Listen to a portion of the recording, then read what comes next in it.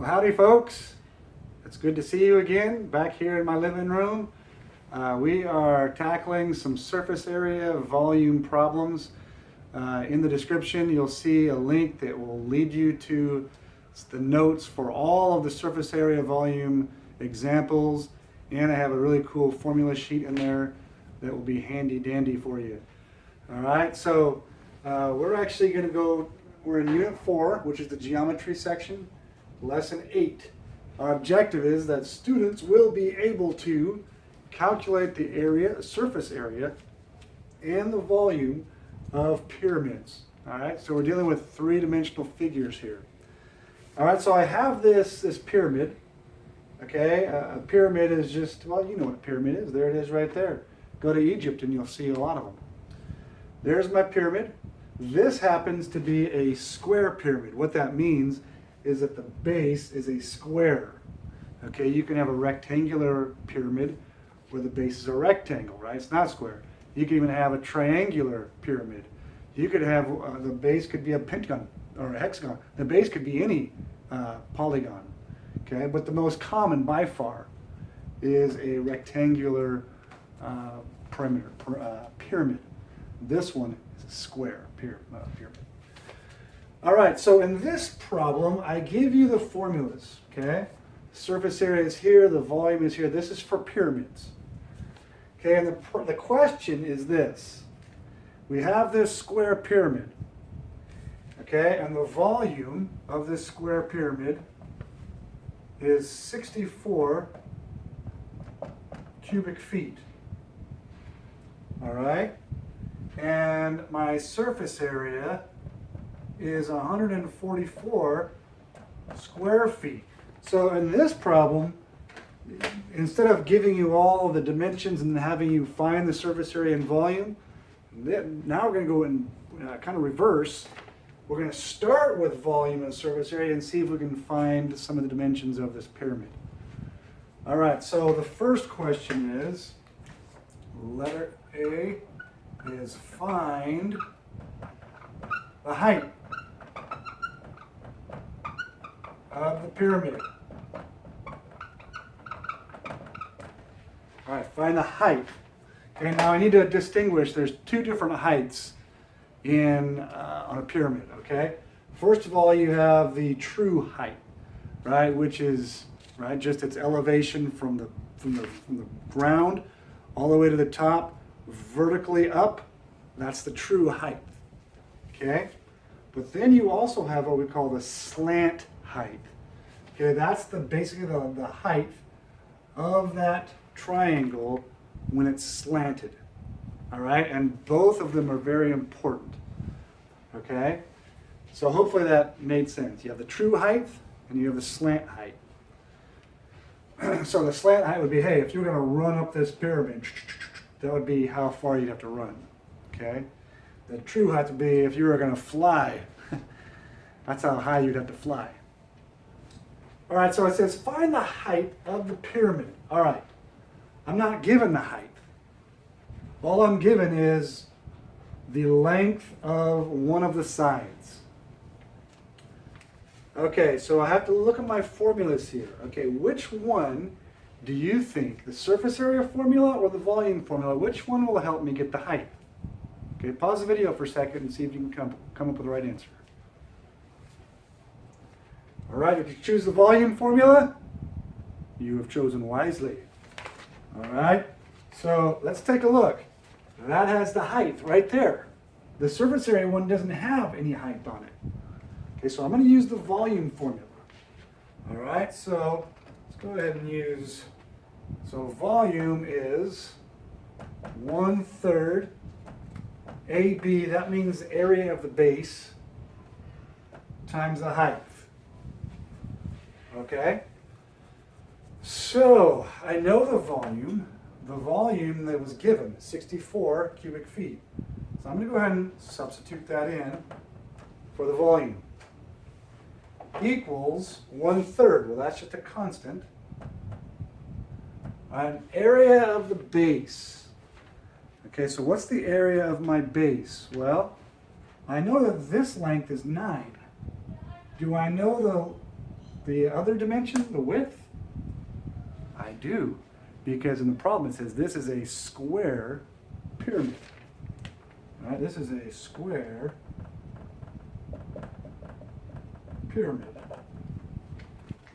Okay, so that means that this also is 9 feet. All right, they didn't give that to you, you had to figure that out. So that means area of my base is just length times width. And I'll just go ahead and write it all out. It's going to be 9 times 9, and then times my height. What's my height? I don't know what my height is. So what do I do when I don't know what it is? I just stick a letter there. All right. Now I can solve for h, because it's my only variable. All right, so now it's order of operations here. I got 1/3 times 9 times 9. All right, well, what's 1/3 of 9? 1/3 of 9, well, let's see, 3, 6, 9. So 3. And if you're not sure about that, 1/3 times 9, all right, 9 times 1 is 9. 3 times 1 is 3. 9 divided by 3 is 3. So 1/3 of 9 is 3. 3 times 9 is 27. So I get 27h. By the way, you could have gone 9 times 9, which is 81, and then take 1/3 of that, and you get the same answer. Okay, I just thought it would be easier to, since I knew that 1/3 of 9 was 3, right off the bat, I went with that. All right, so 64 equals 27h. All right, I need to solve for h. Well, this is multiplication, okay, which means I need to divide by 27 to both sides, okay, because division is the inverse. All right, so 27 divided by 27 is 1, so I get 1h, or just h, and I like to put it on the left. 64 divided by 27. 64 divided by 27. I get like 2.37. So it depends on how, remember to always look on the question. They will tell you how much they want you to round it to, right? If they round to the nearest hundredth, it would be 2.37. Is that what I said? Yeah. If they said round to the nearest tenth, well, that 7 would make that a 4, so it would be 2.4. All right, and so on. So there's my height, and that is in feet, because we're dealing with cubic feet and square feet, right? All right, so that's letter A, complete. All right, my second part of this problem is they're going to ask, what is the slant height? What is the slant height? Find the slant height. So let's go ahead and put that up here. So B, find slant height. All right. So which one of these is going to give you the slant height? Well, you might not know because I haven't defined any of these variables. All right. So let me explain. So this is surface area.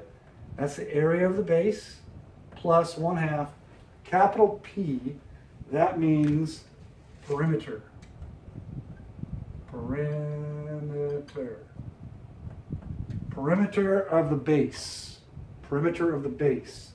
So boom, boom, boom, boom. All right? And S, this is the slant height. Perimeter, and that's the base. Okay? So now you know what those letters mean. All right, so if I'm trying to find slant height, this formula has slant height in it.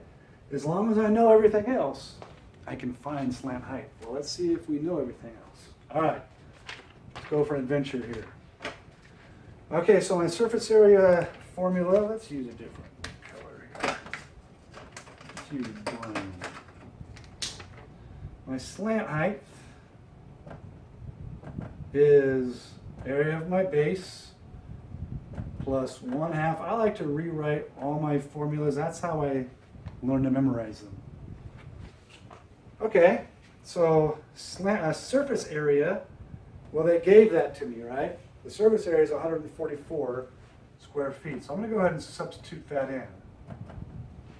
Okay, area of my base. Well, that's just the length times the width, right? So that's going to be 9 times 9, which we know is 81, but I'm just going to show all the work. Plus 1/2 P. All right, what's P? That's perimeter of the base. Perimeter means distance around the shape. Well, this is a square, so I got 9 plus 9 plus 9 plus 9, or I could say 9 times 4. So 9 times 4. All right, and then times the slant height. Do I know the slant height? I don't. That's the unknown, right? So I'm going to put that in red. And by the way, that is not a 5, that's an S. Be careful. Okay. I only have one variable. Let's go ahead and solve this. So I'm going to go ahead and put the 144 on the left side. Go ahead and hit pause and see if you can solve for the slant height yourself. And then come back and see if you did it correctly. All right, let's take a look. So 9 times 9 is 81. Plus, all right. So I could go half of 9. Half of 9 is 4.5. It gives me a decimal, right? Or I can go half of 4. Half of 4 is 2, right? Ah, that sounds better to me. So I'm going to go half of 4. I'm going to do those two. So 1/2 of 4 is 2. I still have that 9 though, correct? Times the S. Okay. So let's go ahead and multiply these guys. 2 times 9 is 18. And again, I'm showing every single step. You don't necessarily have to show every single step, but whoop, and that equals. All right, so now, what is my next step? Let me do something here. Because that looks like 185, doesn't it? Let's make that in red so that I know that's a variable. Okay, I want to solve for S. I want to get my slant height. Okay, so if I could get rid of that 81, that would get me closer, because I want to get S all by itself. So let's just get rid of that 81, shall we? How do you get rid of 81? Well, you just subtract 81, right? And he's gone. As long as I do the same to the other side, you're golden. All right, so 144 minus 81 is what? 3, borrow there. 6. Is that right? Yep. So let's bring this all over here. So I get 63 equals a positive 18s. And again, we'll put this in red, because that's a variable. It's one reason why I don't like S as a variable. It looks too much like a 5. All right, so how do I solve for S? Well, this is multiplication, so I can just divide by 18. I do that to both sides. 18 divided by 18 is 1. So I get S equals 63 divided by 18, which is what? 3.5. 3.5. 5, and that's in feet. Is that what they wanted? Yes, find the slant height. All right, so once you know the formula, you can do this however they give it to you. If they give you the surface area and volume, you can find one of these other variables. If they give you all the variables on the right side, then you can find your surface area and volume. All right, I hope this was helpful to you, not too confusing. So make sure you subscribe to my channel and you'll get notified of any new videos that I make. And don't forget, I have all the notes in a link in the description below. All right, so until next time, may God bless you.